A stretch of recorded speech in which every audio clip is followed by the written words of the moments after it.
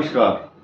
सभी दर्शकों का बहुत बहुत स्वागत। मीन राशि के दर्शक और खास तौर से जिनकी राहु की महादशा चल रही हो या राहु किस भाव में बैठा होगा, उससे रिलेटेड थोड़ी थोड़ी चर्चा इस बात की भी की जाएगी कि मीन राशि का जो स्वामी है अतिचारी बृहस्पति 8 वर्ष तक लगातार जो राशि ये वाली राशि बृहस्पति के रिमोट से चलती है, क्योंकि इसका जो स्वामी है वो बृहस्पति है। और 8 वर्ष तक, आज का सब्जेक्ट देखिए, मीन राशि बृहस्पति अतिचारी 8 वर्ष 8 इयर्स लगातार।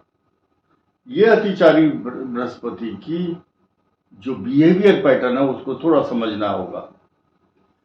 महाभारत काल में भी 18 दिन के लिए जो युद्ध हुआ था, उस समय बृहस्पति की अतिचारी पोजीशन थी ट्रांजिट मोशन में। इस बात को बड़े बड़े वैज्ञानिक और बड़े बड़े ज्योतिष शास्त्रवेत्ता, खगोलीय शास्त्री बताते हैं।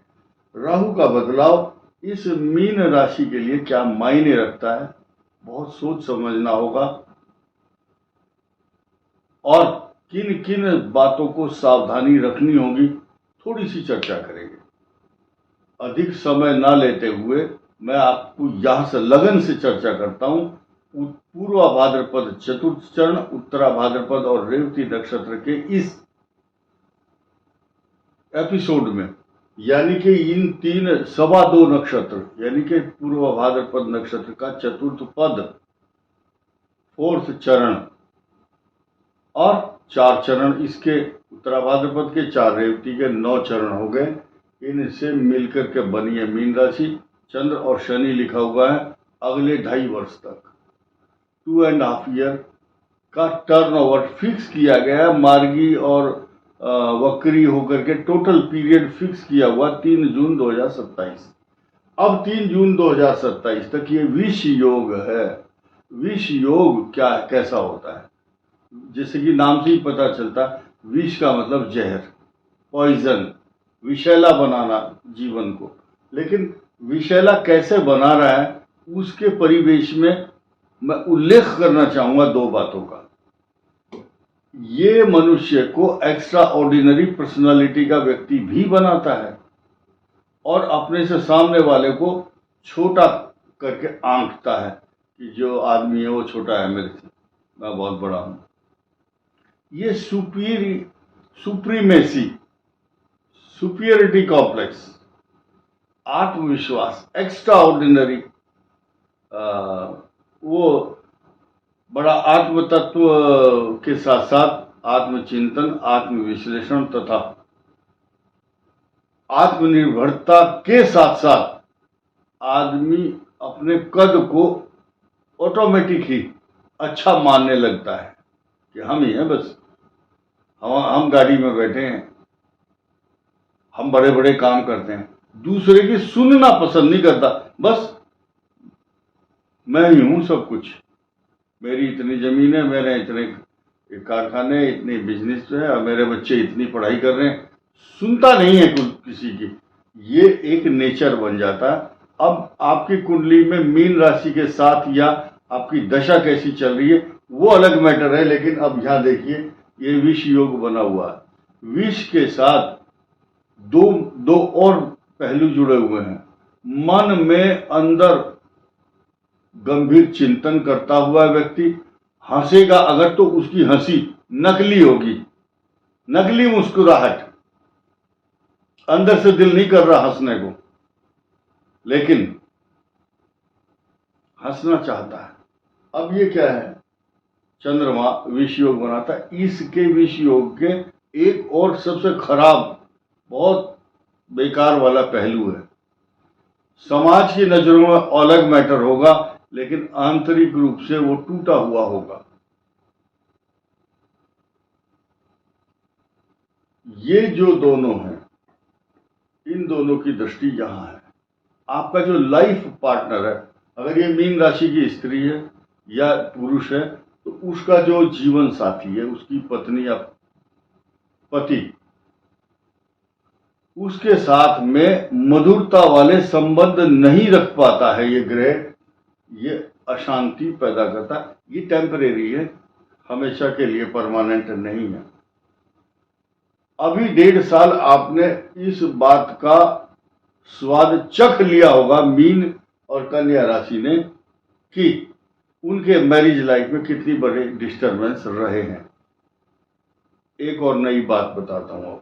अब ये जो भाव है, आपका जो शरीर है, आपका जो रूप और स्वरूप, आपका लुक, आपका way of living, talking, thinking, everything is depend upon the Jupiter situation, क्योंकि इस राशि का स्वामी ही बृहस्पति है। जिस हाल में वो रहेगा ऐसी ही राशि बनती चली जाएगी। घर का जो मुखिया है, घर का जो हेड है, जैसी उसकी सिचुएशन होती है वैसी घर की पोजीशन होती है। बृहस्पति अतिचारी है तो बहुत जल्दबाजी में निर्णय लेगा ये। अगर मीन राशि वाला तो धोखा उठाएगा। चारों तरफ मंडरा रहे हैं ऐसे लोग जो आपकी छवि को धूमिल करना चाहते हैं। बस जरा सी लीकेज, मामूली सा वीक पॉइंट चाहिए पब्लिक को, वो आपके ऊपर हावी होने की कोशिश कर रहे हैं। बस एक ही उल्लू काफी है बर्बाद गुलिस्तां करने को। हर साख पे उल्लू बैठा है, अंजामे गुलिस्तां क्या होगा ये आपने लाइन सुनी होगी। अब ये जो मीन राशि के लिए देखिए, यहां दृष्टि, इधर दृष्टि और शनि की यहां भी दृष्टि, यानी कि नौकरी, रोजगार, व्यापार, प्रमोशन, इंक्रीमेंट, कार्य क्षेत्र, ये दाम्पत्य जीवन जो सुखी रखता है आपको, ये आपका पराक्रम भाव है। ये भाव तो है ही जहां शनि खुद बैठे हुए हैं।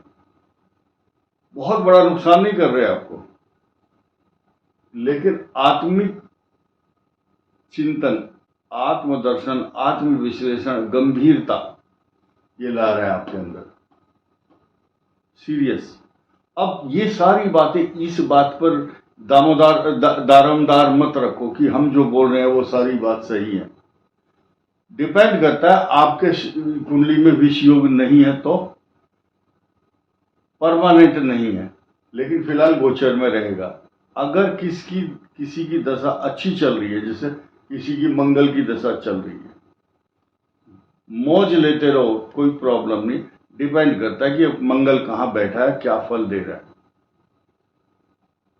यहां मंगल है तो अच्छा फल, इधर है तो खराब फल, मुकदमे झगड़े, इधर है तो अलग फल। सप्तम भाव है तो दाम्पत्य जीवन में जीवन साथी को रोग, परेशानी, कष्ट, चिंता, अलग अलग डिफरेंट टाइप के योग बनते हैं। तो 8 वर्ष तक लगातार बृहस्पति के अतिचारी होने के जो संकेत है वो 12 साल पहले भी मिले थे, महाभारत काल में भी मिले हैं और अब भी मिल रहे हैं। तो ये जो 2 भाव हैं, आपका 10वां भाव नौकरी, व्यापार, प्रतिष्ठा, मान सम्मान, पिता का स्थान, और ये आपका रूप, स्वरूप, आपकी अकल, शकल, बातचीत, बिहेवियर तथा आपकी पर्सनालिटी को निर्धारित करता है। तो इसका स्वामी जिस तरह से ये अतिचारी है बृहस्पति, अब तो चतुर्थ भाव में आएंगे, आपको थोड़ा सा अनस्टेबल करेंगे, लेकिन जमीन, सवारी, प्रॉपर्टी, पैसा, जायदाद, कार, मोटर तथा घरेलू सुख के साधन, सोना, चांदी, पैसा, क्योंकि इसकी दृष्टि सीधे सीधे आपके 12 भाव पर भी होगी। क्योंकि 12 भाव, अगर आप गलत मार्ग पर जा रहे हैं तो रोकने वाला ग्रह आपको बचाएगा। 25% नुकसान से बचाता है। और ये जो राहु है, यहां बैठ करके आपको ऐसे नए नए कार्यों में धन खर्च कराएगा। आप किसी तीर्थ यात्रा में, धार्मिक कार्यों में, क्योंकि राहु और केतु ये संसार की जो माया है उससे अलग डिफरेंट काम कराते हैं आपसे। नॉर्मल काम जो सब कर रहे हैं वो नहीं, जो आप काम करेंगे तो विचित्र काम करेंगे। अभी जो बहुत बड़े योद्धा का काम भी ये करते हैं, व्यापारी का काम भी करेंगे, विदेश का व्यापार भी कराएंगे और नए नए शुभ कार्यों में, मांगलिक कार्यों में पैसा खर्च भी कराएंगे। शत्रुओं को डराने में और मुकदमा लड़ने में भी आपका समय और पैसा खर्च कराएंगे। तथा जिन जिन लोगों को ये लालच है कि हमें पैसा मिलेगा किससे, रिस्की इन्वेस्टमेंट, एक शब्द समझ लो रिस्की, जिसमें रिस्क है, वहां धन खर्च करोगे तो आपको लाभ नहीं होगा, नहीं होगा, बिल्कुल नहीं होगा। अगले 2.5 ईयर 3 जून 2027 तक निवेश करते समय बहुत सावधानी की आवश्यकता होगी। इस वीडियो में इतना ही। धन्यवाद। नमस्कार।